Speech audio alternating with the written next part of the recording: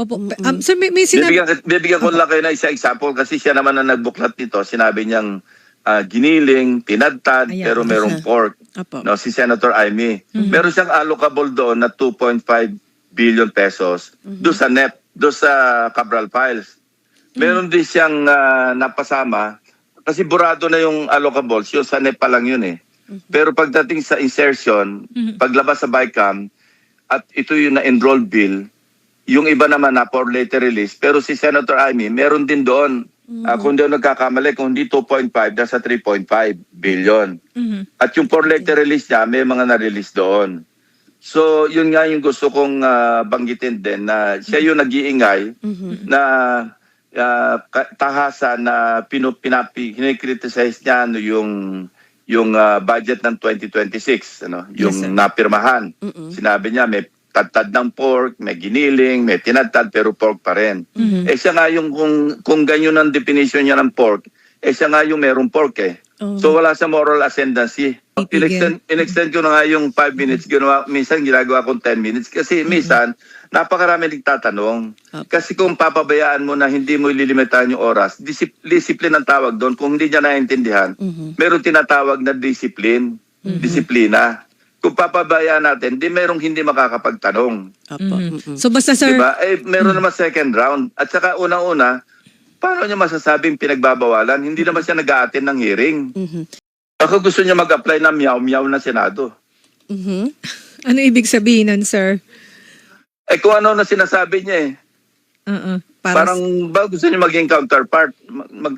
Ayaw namin magkaroon ng miyaw-miyaw sa Senate pero parang mayroong gusto mag-apply.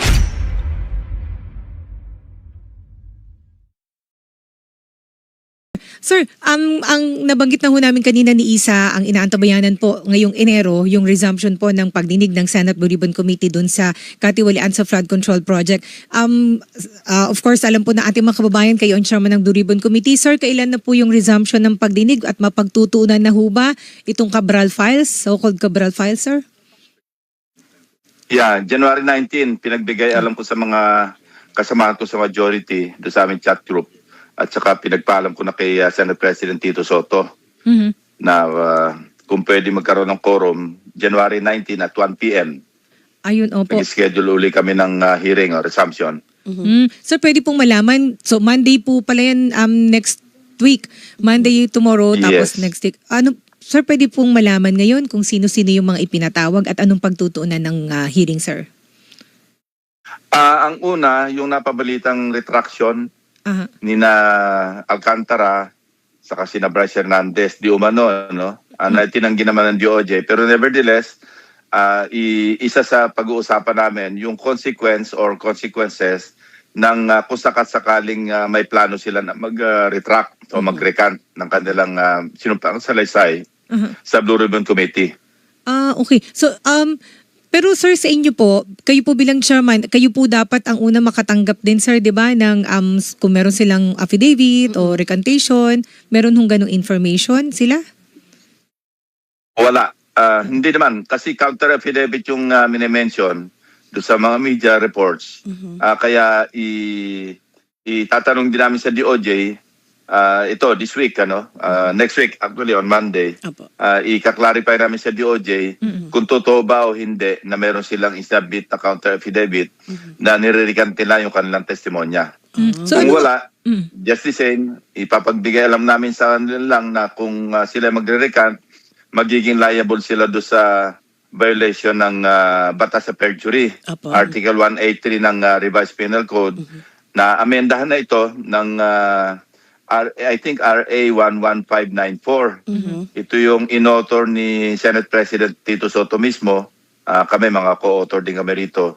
Na kung saan tinataasan yung penalty ng perjury. Na kasama rito yung perjury kasi maski anong sinumpang salaysay na under oath at sinama rito yung sa legislative inquiry, tinasan yung penalty ng prison mayor, meaning 6 years and 1 day hanggang 12 years. At saka may pina na I think may multa na 1 million pesos at saka perpetual absolute disqualification kung government official. Opo. Pero kung So sakali... yun, papagbigay lang namin sa kanila yun kung sakali mang sila ay nakapag-counter affidavit or kung may plano sila na mag-recant sa kanilang counter affidavit. Opo. Pangalawa, ipopurso namin yung, kasi in-invite namin sina Olaybar, sina Bonoan, saka yung iba pa na hindi naman sumipot. So papadala namin sila ng subpoena at kung hindi sila sisipot, ay i-recommend namin sa Senate President para ma-issue sila ng warrant of arrest ng Senado. Senator Lacson, balikan ko lang yung tungkol kila Henry Alcantara at Bryce Hernandez. Kung totoo po, sakasakali na magre-recant sila or magbabawi ng kanilang mga testimonya, gaano po kabigat yung magiging epekto nito sa nagpapatuloy na investigation sa flood control scandal? Kasi alam naman po natin, mabibigat na mga tao din yung kanilang mga binanggit at mga bintang na kanilang inilahad sa Senate Blue Ribbon Committee, sa Kamara din po at sa iba pang investigasyon. Sila diba? nagdawit sa mga, actually sa ilang senator. Di ba? Kasi hindi naman stand-alone yung kanilang testimonya, lalo si Alcantara, pati si Bryce Hernandez at saka si JP Mendoza. Meron dito mga nagko-corroborate na mga circumstantial or mga documentary evidence.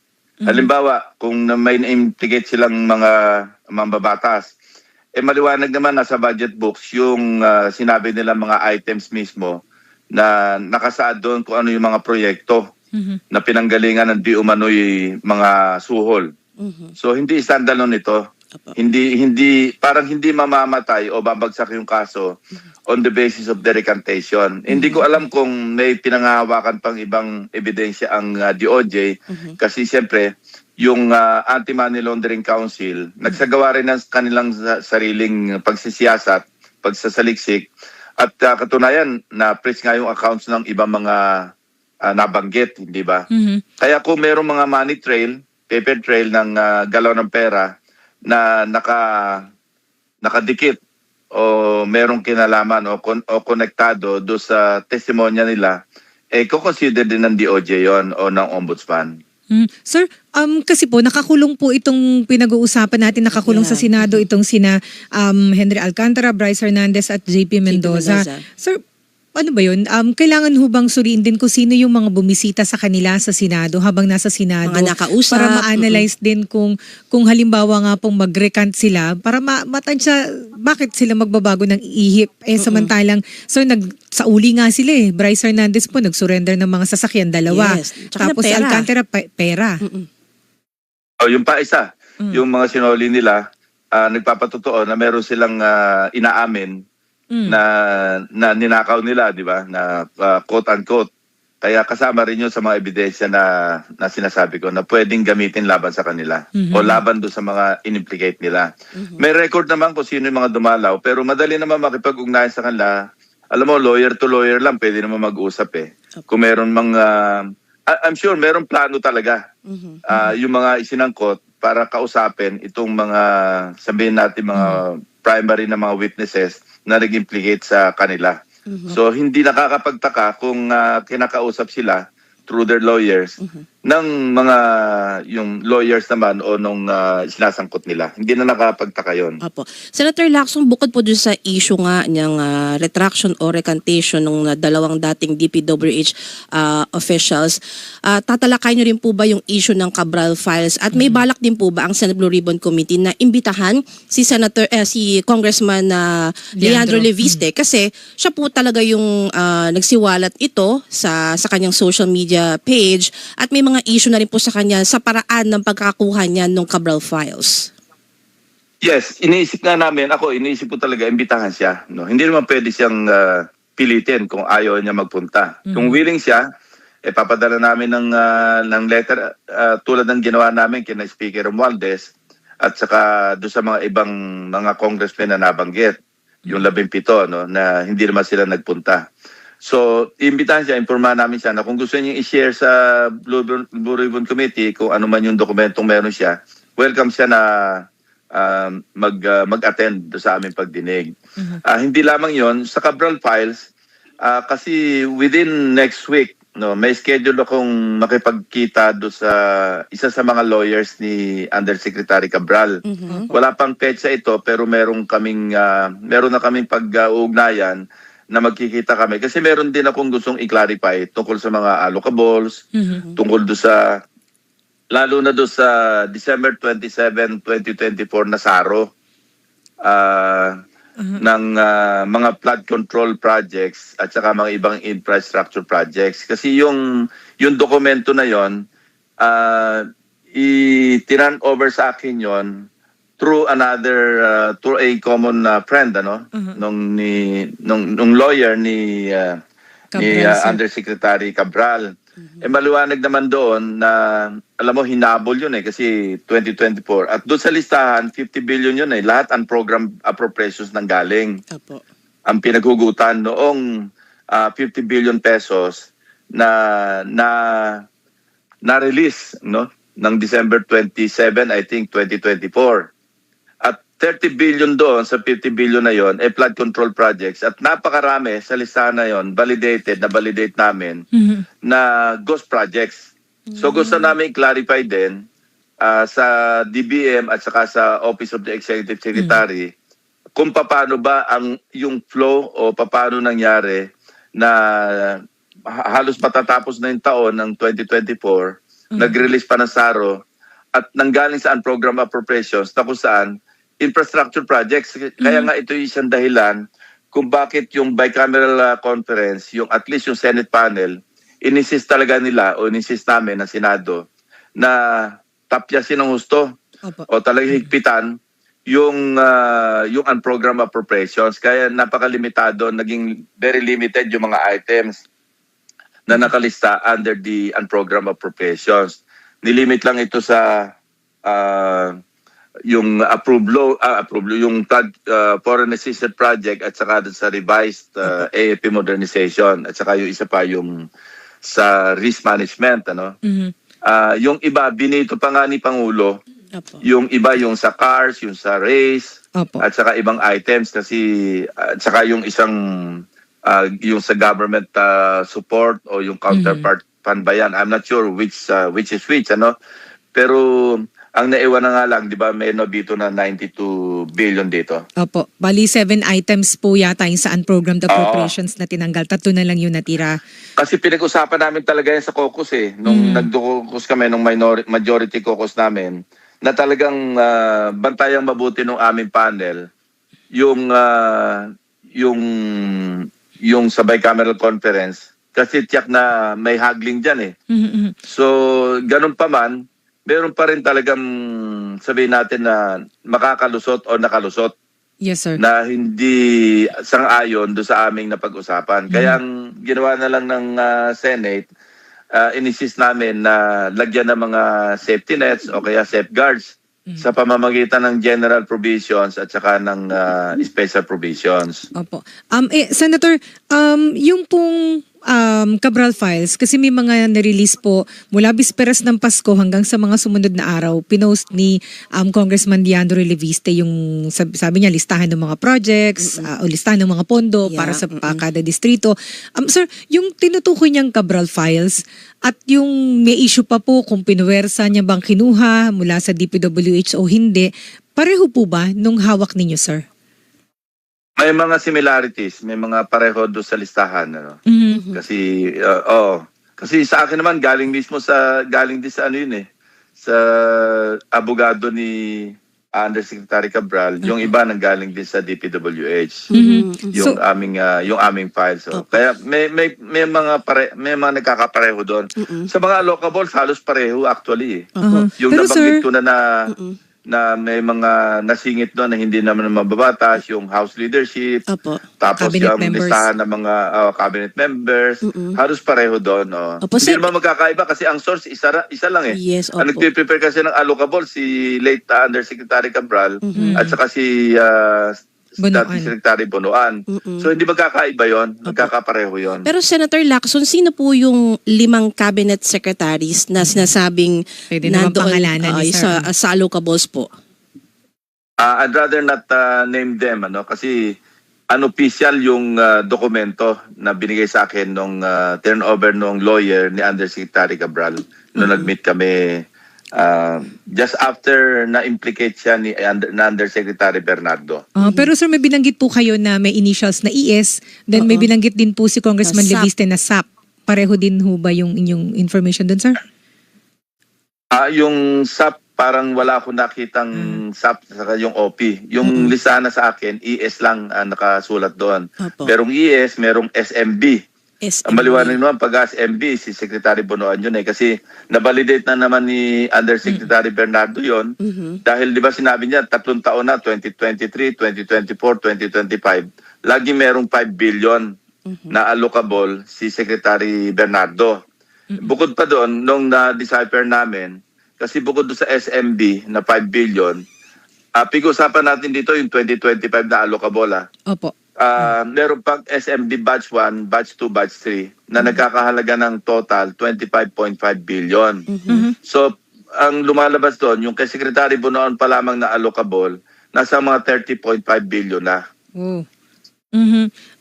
So sir, yung pong kung based po ba yun sir yung sa allocables based po dun sa Cabral files. So sir, sa inyo pong pag-aanalisa sa nahawakan niyong Cabral files, magagamit po ba ito para makapagsampa ng kaso laban dun sa mga cabinet members at iba pang nakalista doon, sir?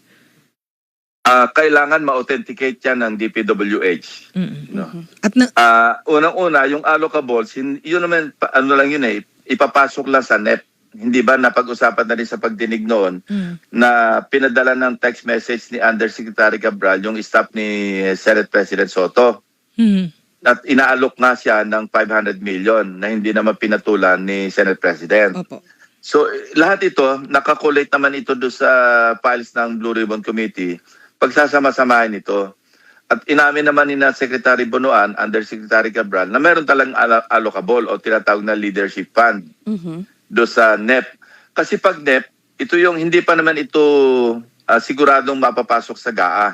Kasi dadaan pa yan sa House deliberation, Senate deliberation, tapos magbabay-cameral conference pa. Ang masalimuot talaga yung 2025 kasi bukod doon sa mga allocables, yung nagbago yun Hindi naman cast in stone yung mga amounts doon sa allocables. Dahil doon sa BICAM, di ba mayroong report na marami nasingit. Opo. Ang Senado doon, 142 billion. Meron doon para na-maintain kung ano yung nasa allocables, naipasok din sa amendments, doon sa bicameral sa insertion. Yung iba naman nabawasan, hindi nasunod yung nakalista sa allocable, nabawasan yung amount. Yung iba nadagdagan. Opo. Sir, may sinabi... Bibigyan ko lang kayo na isa example kasi siya naman na nagbuklat nito. Sinabi niyang giniling, pinadtad, pero merong pork. No, si Senator Amy. Meron siyang allocable doon na 2.5 billion pesos doon sa NEP, doon sa Cabral files. Meron din siyang napasama kasi burado na yung allocables, yung sa NEP pa lang yun Pero pagdating sa insertion, paglabas sa BICAM, at ito yung na-enroll bill, yung iba naman na for later release, pero si Senator Amy, meron din doon. Kung di ako nagkakamali, kung hindi 2.5, nasa 3.5 billion. At yung for later release niya, may mga na-release doon. So, yun nga yung gusto kong banggitin din na siya yung nag-iingay na tahasan na kinikriticize niya yung budget ng 2026, yung napirmahan. Sinabi niya may tad ng pork, may giniling, may tinadtad, pero pork pa rin. Siya nga yung, kung ganyan ang definition niya ng pork, siya nga yung merong pork So wala sa moral ascendancy para i-criticize. Una-una, member siya ng BICAM. Bakit hindi siya nag-raise ng issue nung nasa BICAM siya na, oy, tad ng pork ito. Wala naman tayong narinig sa kanya. Pero nandun siya sa BICAM. Pangalawa, ang hindi ko matanggap yung criticism niya sa Blue Ribbon Committee. Opo. Na sinasabi niyang pinagbabawalan daw ang mga miyembro. Hindi ko alam kung sino sinasabi niya nagbabawal. Ako ba yon ang nagbabawal? O Malacanang ba nagbabawal? Na hindi totoo. Kasi iba na halimbawa bang mayroong pressure, kilala niyo naman ako, hindi naman ako mai-influensya kung sabihin wag niyong idawit si Speaker Romualdez. Katunayan, nababanggit niya si Speaker Romualdez, pero wala ring magagawa ang Senate Blue Ribbon kasi, di ba sinabi ko, kung saan kami dadali ng ebidensya, Doon po kayo. doon kami pupunta. Eh wala naman talagang direktamente nag-implicate kay Speaker Romualdez, kundi si Gutesa. Apo. Eh si Gutesa naman nawawala. Kung si Gutesa sumulpot lang sa DOJ o sa Ombudsman o sa ICI, pagkatapos ng pagdinig sa Blue Ribbon, at ito'y sinumpaan niya rin, inaffirm niya ang kanyang tinestify sa Senado, doon niya na in-implicate niya si Speaker Romualdez at Yes, yung si Saldico at kung sino-sino pa. Eh, sana buhay na buhay yung kaso against si Speaker Romualdez. Ang problema, sumulpot siya minsan tapos nawala na siyang parang bula. Apo. At hindi naman ito, sinupina siya o inimbita siya ng DOJ, ng ICI, Ombudsman, hindi naman siya sumipot. Katunayan hanggang ngayon nawawala siya. Opo. Sir, Pero yung buti Sen- nabanggit ni Senator Yes, kasi oo. dalawa po yung punto nga ni Senator Amy.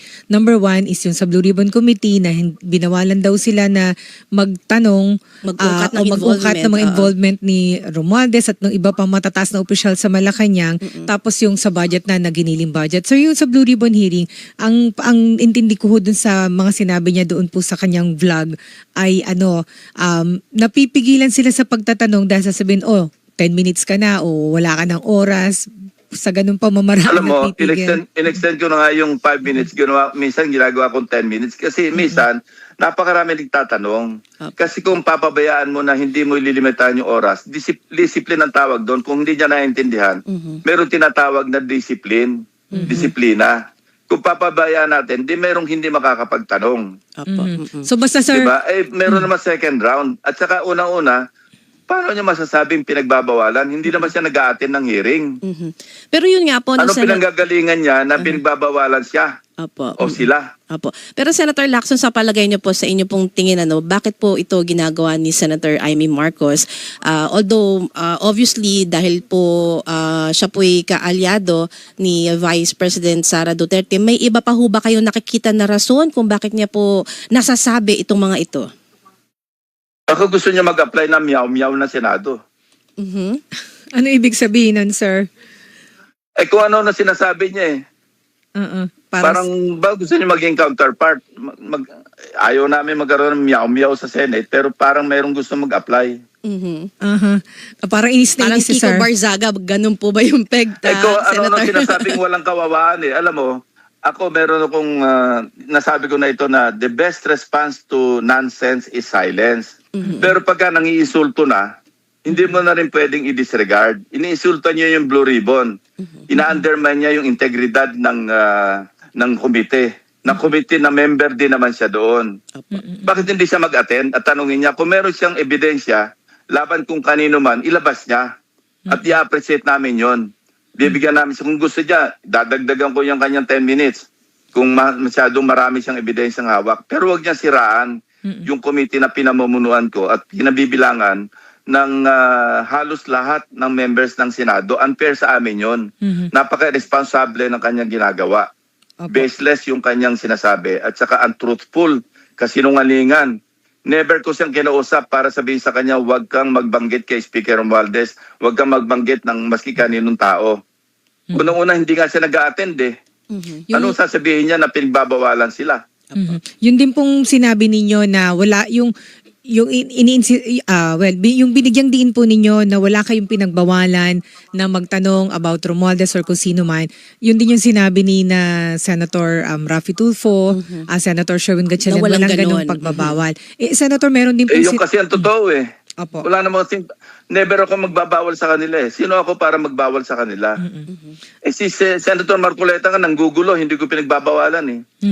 Sinasagot ko lamang siya kasi unfair din yung kanyang pag-aakusa na mas tinitingnan ko raw, unfair daw ako kinadiskaya. Pinapanigan ko raw sina Romualdez. Di ba sina Hernandez? Di ba nagkasagutan pa nga kami dyan? Ayoko nga patuloy niya kasi nagugulo yung pagdinig. Gusto ko yung flow magtuloy-tuloy, uninterrupted, unhampered. Ang problema, meron nga mga ganyan kasama na nanggugulo talaga. Hindi ko alam kung ano yung kanilang endgame. And then sir, yung pong sa budget naman na sinabi ni Senator Amy Marcos, para lang po matapos natin yung sa issue kay Senator Amy, may sinabi po siya na giniling, may mga pork pa rin sa budget at ang nakikita niya pong dahilan ay magagamit po yung nakasiksik na pork para ipangdanggal sa mga kongresista kasi ipupush daw po ulit Yung ang impeachment impeachment. ng Vice President, sir. Again, member siya ng BICAM. Ba't hindi niya nilabas doon? Bakit ngayon niya nilalabas nung napirmahan na yung budget? Nandun siya sa BICAM eh. Di sana doon niya sinabi, oy, may mga giniling dito, may mga tinatad. Isa pa, yung baka nire-refer niya, yung mga AIX, AKAP, TUPAD, MAIFIP. Siya nga, noong last year, lagi siyang present sa distribution eh. Di ba pinuna ko pa nga na noong, I think, September, October, nung bago mag-file o nakafile na, siya mismo present pag nagdi-distribute eh. No, yun ang pinagbawal namin ngayon dito sa special provision saka sa general provision na bawal sa politiko yung umepal sa mga distribution lalo na ng medical assistance o maski kung anong assistance. Kasi ano yan, sa executive branch yan, sa mga ahensya dapat sila kasi sila yung merong database yan. Sila yung nag-vet kung sino yung dapat bigyan. Opo. Siya nga yung mahilig mag-attend dun eh. Tapos sasabihin niya, merong tinatad, may giniling na pork. Na, alam mo, pag wala ka moral ascendancy, huwag ka na magsalita, huwag kang pumuna. Kasi babalik sa'yo yun. Di ba nga, may sinasabing pagka nasa glass house ka, huwag kang mambato. Di ba? Sir, pero may chance ho ba? Sorry, isa. Meron ho bang pagkakataon o may panganib na magamit yung national budget para idanggal sa mga kongresista para po mailusot yung impeachment ng Vice President? Hindi ko masasagot yun kasi hindi nangyayari sa Senate yun eh. Sa Congress, narinig natin yan, yung unang impeachment, di ba? Meron talagang mga naipamudmud noon. Yun ang report na nagaling din sa House kasi yan din ang sinabi ni Congressman Toby Tiangco saka sina Congressman Erice. So, hindi na namin saklaw yun kasi ang impeachment, ini-initiate naman yan sa House. Kung meron mang ganon, dadaan pa naman sa Senado yan eh. Kami yung mag-acquit at mag-convict eh. Ngayon, kung meron silang pamamaraan na gano'n doon, sino naman kami para pumunta sa House at questionin sila? Napaka-unparliamentary naman noon. Ako, last question na lang po, Senator Lacson, kasi may pinalutang din po si Congressman Edgar Erice na mukhang dalawang impeachment po yung masasalang sa Kamara.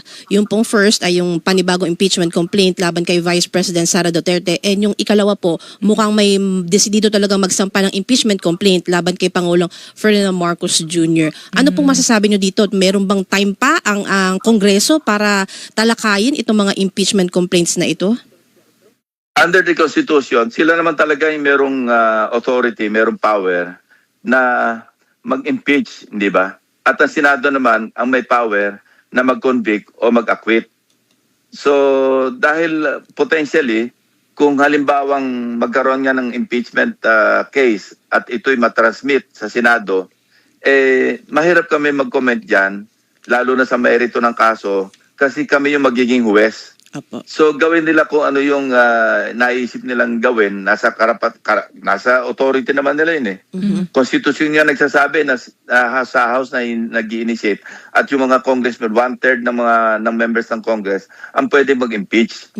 Pero kaya nga bicameral tayo eh, dadaan naman sa Senado para sa trial. Opo. So maski sinong impeachable official, edi impeach nila kung meron silang pinagbabasihan. Pero pagdating sa Senado, yung threshold, kasi kailangan yan, talagang sasalang yan. Kaya sa Senado, 2/3 naman ang kailangan na boto para makapag-convict eh.